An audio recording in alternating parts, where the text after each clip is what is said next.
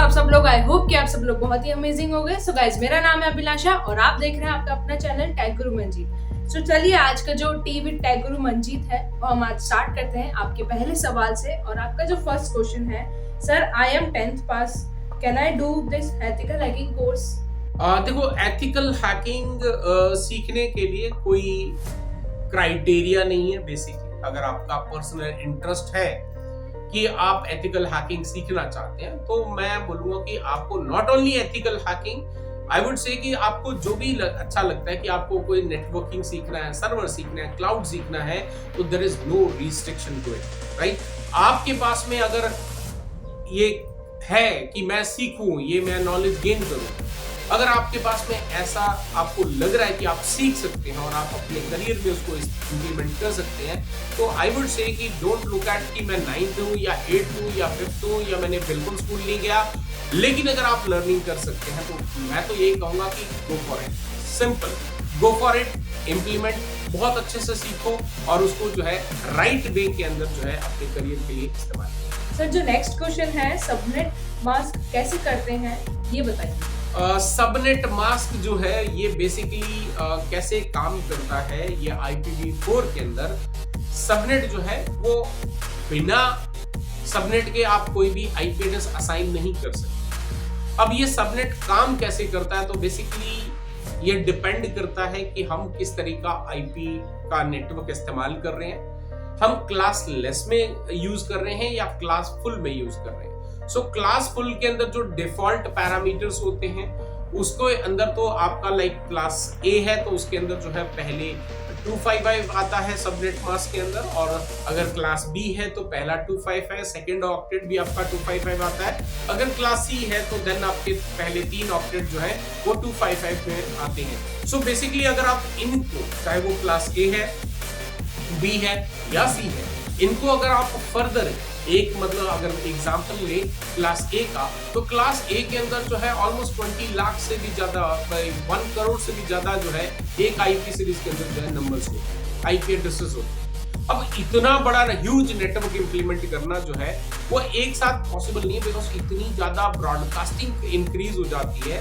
तो ऐसे में हम क्या करते हैं, उस पर्टिकुलर IP सीरीज को अगर हमें रिक्वायरमेंट है तो हम क्या करते हैं, उसको मल्टीपल पार्ट्स के अंदर डिवाइड कर देते हैं और इसके अंदर भी हम सबनेट मास्क का इस्तेमाल करते हैं, जिसको हम कहते हैं सबनेट। एक स्टूडेंट का सर क्वेश्चन है कि सर, एक क्वेश्चन है, कोई कंपनी जिसने 70 to 80 एम्प्लॉयज है, वहाँ IT के लिए एजेंसी अच्छा रहता है क्या, कि IT पर्सन हायरिंग करना चाहिए? देखो, IT चाहे कंपनी कोई भी हो, कोई फर्क नहीं पड़ता, चाहे वो आपकी नॉन टेक्निकल कंपनी है या टेक्निकल कंपनी है, यहाँ पर आपको आउटसोर्स कर देना चाहिए एजेंसी को अपना IT इंफ्रा, या फिर हमें खुद के ऑनबोर्ड इंजीनियर रखने चाहिए। तो दोनों के अंदर क्या बेनिफिट्स हैं, क्या ड्रॉबैक्स हैं, वो मैं एक्सप्लेन कर देता हूँ। लेट्स से कि आपकी कंपनी बड़ी है, और बड़ी कंपनी कहने का मतलब है आपके पास में 100+ या 50+ कंप्यूटर सिस्टम्स वगैरह, नेटवर्किंग वगैरह, इक्विपमेंट्स वगैरह लगे हुए हैं। तो ऐसे में अगर आप कोई ऐसी एजेंसी को हायर करते हैं जो आपको, जब तक आपका ऑफिस के आवर्स हैं वो ऑपरेट हो रहे हैं, तब तक वो अगर ऑन साइट अगर इंजीनियर आपको जो है प्रोवाइड कर रहे हैं, तो डेफिनेटली आप जो है यहाँ पे किसी भी कंपनी के साथ में आउटसोर्स कर सकते हैं। लेकिन अगर आपको ऐसा नहीं लगता कि कोई कंपनी नहीं है जो आपको कंप्लीट आपको असिस्ट कर पा रही है, तो आप इन दैट केस जो है आपको खुद ही अपनी कंपनी के लिए जो ऑनबोर्ड कर लेने चाहिए इंजीनियर। अगर ज्यादा नहीं तो 1 या 2 आप इंजीनियर करें, डिपेंड ऑन कि आपका कितना बड़ा IT इंफ्रा है। अगर वैसा करते हैं तो क्या होगा कि एटलीस्ट आपको एक ऐसा डेडिकेटेड पर्सन है, एक रेस्पॉन्सिबल पर्सन है जो आपकी कंपनी के एसेट्स को जो है मेंटेन कर रहा है, उसको इन एंड आउट आपके IT इंफ्रा के बारे में पता होगा। प्लस यहाँ पर आपका, क्योंकि आपकी कंपनी का ही वो एम्प्लॉय है, तो ऐसे में डेफिनेटली वो आपकी जो कंपनी है उसकी जो प्राइवेसी है, आपका जो डेटा है, वो भी एक सिक्योर रह जाएगा। लेकिन अगर हम आउटसोर्स करते हैं, तो मैं ये नहीं कहूंगा कि कंपनीज जो है आउटसोर्स वाली बहुत ज्यादा ब्लेंडर्स करती हैं। It's not like that. कोई 1 या 2 ऐसी कंपनी कोई आप हो सकती है, लेकिन मैक्सिमम जो IT इंडस्ट्री का मेरा पर्सनल एक्सपीरियंस है, चाहे वो इंडिविजुअल की बात करो एज अ एम्प्लॉय या फिर जो है कंपनीज की बात करो, तो कंपनीज जो है है, एक एक कंपनी मल्टीपल कंपनीज के साथ में सर्विस प्रोवाइड करती है, काम करती है, वो कभी भी इधर का डेटा या उधर का डेटा इधर जो है कभी भी नहीं करती, राइट। तो ये एक ऑनेस्टी जो है वो आईटी पर्सन्स के अंदर मैंने देखी हुई है पर्सनली।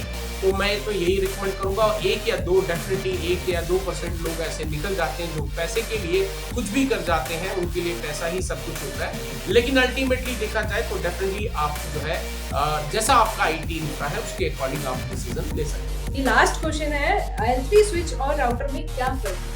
L3 स्विच और राउटर के अंदर क्या डिफरेंस है? तो पहला तो ये नाम से ही पता चल रहे हैं दोनों के बीच में क्या डिफरेंस है।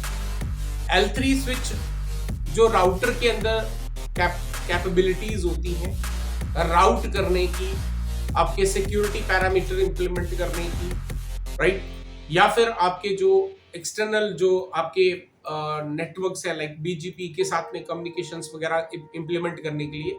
तो ऐसे में यहाँ पे राउटर जो है वो एक स्ट्रॉन्ग कैंडिडेट है। और लेकिन वहीं पे अगर हम L3 स्विच की बात करें तो L3 स्विच आपको जो है बेसिकली नाम है स्विच, यानी कि उसके अंदर ऐसी कैपेबिलिटीज है जो आपकी लोकल एरिया नेटवर्क या प्राइवेट नेटवर्क जिसको हम कहते हैं उसको जो है फुलफिल करने के लिए उसके अंदर जो है अभी प्रोटोकॉल्स वगैरह उसके अंदर डिजाइन किए गए हैं। तो L3 स्विच को डेफिनेटली अगर आप बड़े कंपनी के लिए बात करें तो L3 स्विच सिर्फ आपको लोकल एरिया नेटवर्क के से रिलेटेड जो आपके रिक्वायरमेंट्स है उसको फुलफिल कर सकता है। लेकिन राउटर जो है वो एक आपका प्राइवेट प्लस पब्लिक दोनों के बीच का जो है कम्युनिकेशन एस्टेब्लिश कर सकता है, विच इज लेयर 3 भी कर सकता है। लेकिन जो राउटर है उसके पास में कुछ अलग से मॉडर्न की जो फीचर्स होते हैं वो भी अवेलेबल होते हैं। जैसे अगर हम बात करें कि कोई भी इंटरनेट है ISP से आ रहा है और उसको टर्मिनेट करना है तो आप डायरेक्टली स्विच के ऊपर L3 में टर्मिनेट नहीं कर सकते, बिकॉज आप वहाँ पे कनेक्टिविटी उसके अंदर यूजर आप जो ऑथेंटिकेशन करना है यूजर ID पासवर्ड का वो L3 स्विच के अंदर पॉसिबल नहीं है। जबकि हम राउटर के अंदर ये सारी चीजें कर सकते हैं। राउटर के अंदर बहुत सारी अदर कैपेबिलिटीज भी हैं जो लेयर 3 स्विच के अंदर अवेलेबल नहीं होती है। आई होप गाइस आपको ये समझ में आया होगा और आई होप कि आपके सभी जो भी क्वेश्चन मेरे से पूछे गए थे उनके मैंने आंसर करे। और अगर आपका कोई सवाल है किसी भी फील्ड से रिलेटेड आईटी के अंदर तो आप जो है किसी भी वीडियो के अंदर आपके कमेंट सेक्शन में अपने क्वेश्चन को डिटेल में लिख दीजिए, ताकि जब भी हमारा नेक्स्ट DM विद यानी कि आपका जो चर्चा जो है आईटी की हमारे साथ में वो होने वाली है तो वहां पर मैं आपके क्वेश्चन को पूरे अच्छे से एड्रेस करूंगा।